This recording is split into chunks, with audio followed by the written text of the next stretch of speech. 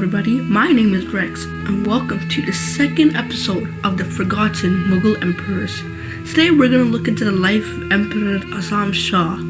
As we know, there are 6 great Mughals: Babur, Humayun, Akbar, Jahangir, Shah Jahan and Aurangzeb. Previously, we looked into the de facto Mughal Emperor Shah Mirza, who was briefly the Mughal Emperor and was the successor of Jahangir. Today we'll look into the life of Azam Shah, who succeeded his father, the last great Mughal Emperor Aurangzeb. But before we look into the life of Azam Shah, we would briefly describe Aurangzeb's life. Emperor Shah Jahan, who succeeded Shah Mirza by defeating him, ruled for 30 years, and the Mughal Empire became incredibly rich and beautiful, with several monuments built during his reign. When his favorite wife, Mumtaz Mahal, died, he built the now famous Taj Mahal in memory for her.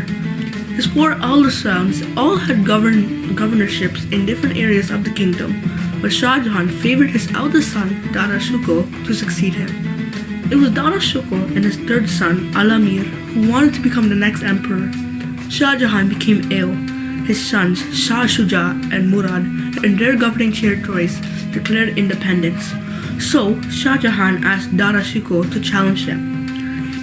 Alamir teamed up with Murad with the goal that when they will win, they would have their own separate empires. They defeated Dada Shukro, and Shah Jahan was imprisoned in the fort of Agra. Alamir backstabbed Murad and had him executed. Shah Shuja was defeated by Alamir and was executed by the local ruler when he fled to Arakan, present-day Burma. Dada Shukro was betrayed by his general and brought to Alamir, who had him executed and his head brought back to Shah Jahan. Shah Jahan recovered from his illness but was imprisoned by his son Alamir. Alamir proclaimed himself emperor, where then on was fondly called Aurangzeb. Shah Jahan died 9 years later. Before we get into the life of Azam Shah, we want to point out that Aurangzeb ruled for 49 years. He was a power-hungry man. He extended the empire's length and wealth, and the empire became extremely powerful in his reign. It was during his rule the Mughal Empire reached its territorial peak. Azam Shah and Shah Mirza's life was already extremely similar.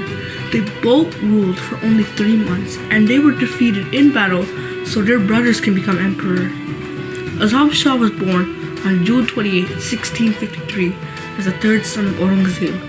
His mother was the Ras Banu Begum, the first wife of Aurangzeb and Aurangzeb's favorite wife. His birth name was Qutbuddin Muhammad Azam. He was born in Burhanpur. Azam's mother was of Safavid descent, something Aurangzeb's other wives didn't have. Azam was proud of the fact that he was one of the only sons of Aurangzeb to have Persian ancestry.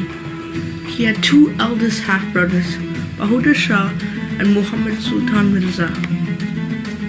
Azam first married Ramani Gapura, the daughter of a king, on May 13, 1668. He then married his cousin, Dada Shukro's daughter, Jahangir Banu Begum, on January 30, 1669.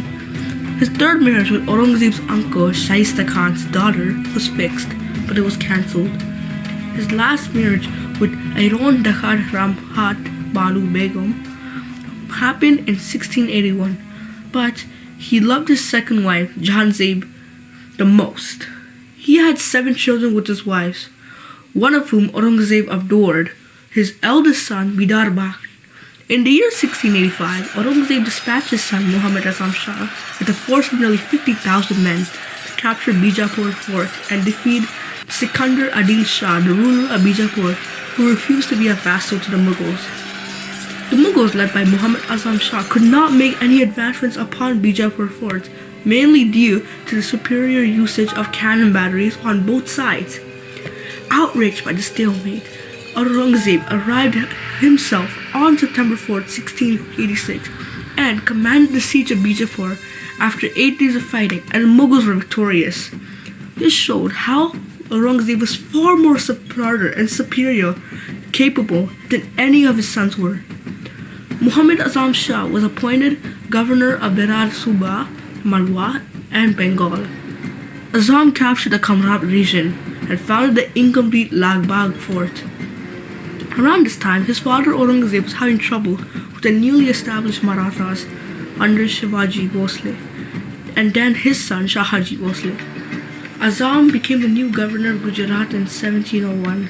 His favorite wife Jahangir died in 1705, and he became extremely depressed after this.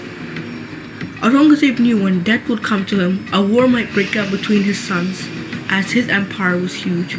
So he made Azam the heir apparent to the Mughal throne, but asked that his sons divide the empire amongst themselves. When Aurangzeb died on March 3rd, 1707, all three of his sons could not divide the empire equally. Instead, they all wanted the Mughal throne. Azam Shah buried his father and proclaimed himself king, but his elder half-brother, Babur Shah, wanted to be the king. Who would be king was to be decided in the famous battle of Jajau. Babur had more support to the Mughal throne. He had around 365,000 soldiers. Azam had around 130,000 soldiers. The battle was pretty hard, but long story short, the aftermath of saw Babur Shah victorious. Azam Shah was killed in battle, alongside his son Bidarbha. They were buried in Humayun's tomb in Delhi. Babur Shah ascended the throne, ending Azam Shah's brief reign and starting the reign of the next forgotten Mughal emperor, Babur Shah. Thank you guys for watching this video. Make sure to like and subscribe to see part 3 of Emperor Babur Shah's reign. Thank you. Goodbye.